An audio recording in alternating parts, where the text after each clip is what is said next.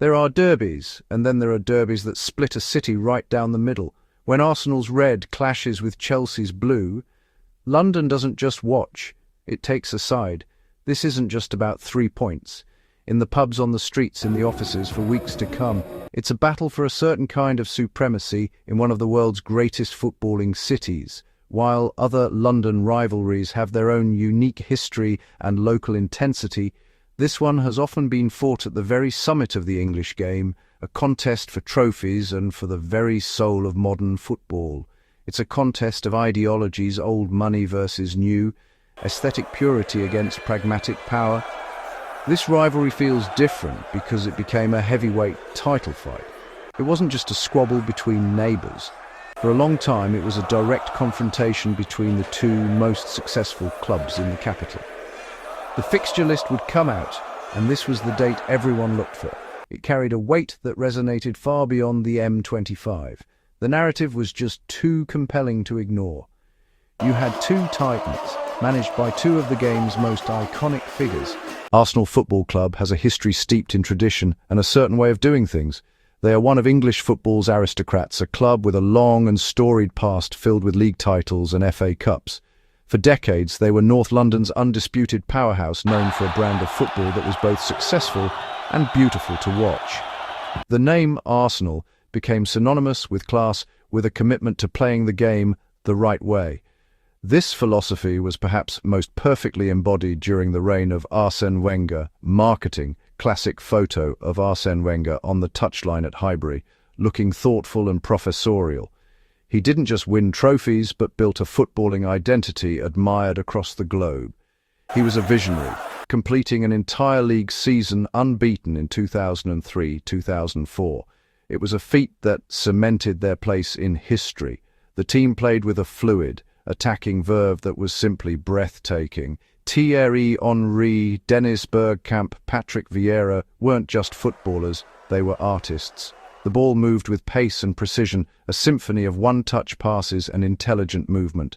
For much of their history, Chelsea were a club of moments rather than sustained dominance.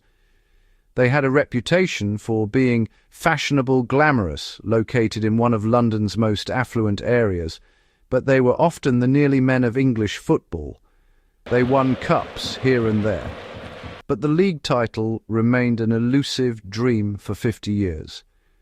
Then, in the summer of 2003, everything changed. The arrival of a new owner, Roman Abramovich, and his vast fortune triggered a revolution that would permanently alter the landscape of the Premier League and turn Chelsea into a global superpower. The transformation was swift and dramatic. Suddenly, Chelsea could compete for any player in the world. The transfer market was turned on its head as they brought in a host of established international stars. With the appointment of a charismatic and fiercely ambitious young manager named Jose Mourinho in 2004, the final piece of the puzzle was in place. He immediately delivered the league title in his first season, ending a 50-year wait and signalling the start of a new era. Chelsea's style under Mourinho was a direct contrast to Arsenal's. Built on defensive solidity, physical power and devastating counterattacks, they became a fearsome winning machine, disruptors of the old order. No two individuals did more to ignite the modern rivalry between Arsenal and Chelsea than Arsène Wenger and Jose Mourinho. Their clash was a manager's dream for the headline writers. It was the professor, it was the special one. It was the purist, it was the pragmatist, it was a deeply personal and often bitter feud between two of the most successful managers of their generation. They saw the game and the world in completely different ways, and they were not afraid to let everyone know it. Their battles on the touchline were as compelling as the action on the pitch, adding a layer of intense psychological warfare to every encounter. Wenger revolutionized English football with diet, sports science, and beautiful, flowing attacking play. He spoke about the game as an art form, a pursuit of perfection.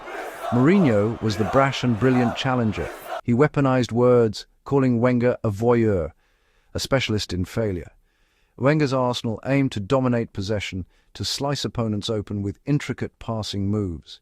Mourinho's Chelsea would sit back, absorb pressure, and strike with lethal force.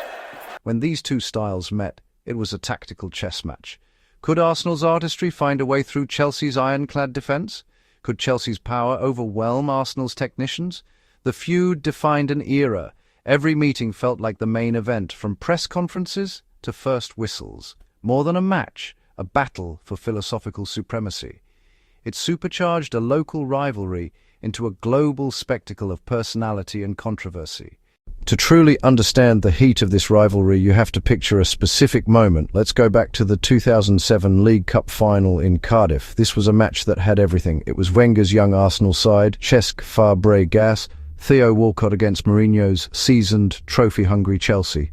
Arsenal took an early lead through a blistering run and finish from Walcott, his first goal for the club. The Arsenal end erupted. It felt like youth and style triumphing over power and experience. But Chelsea refused to be beaten, tough, resilient, and they had Didier Drogba. He equalised, muscling onto a loose ball to smash it home. From that moment, the momentum shifted.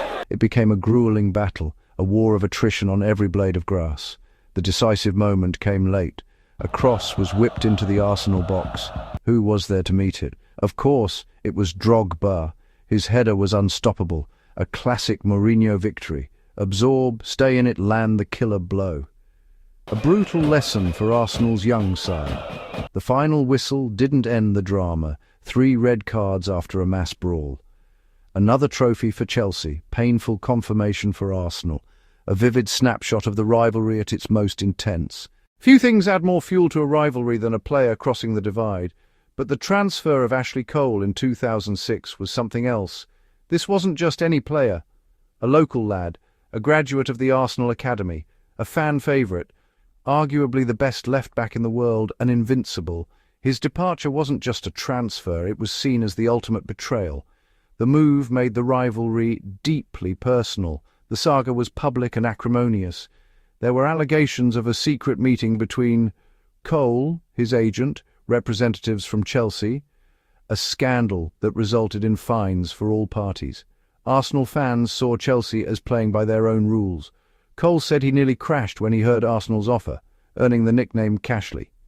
For Chelsea, signing Cole was a masterstroke, acquiring a world-class left-back and weakening a rival.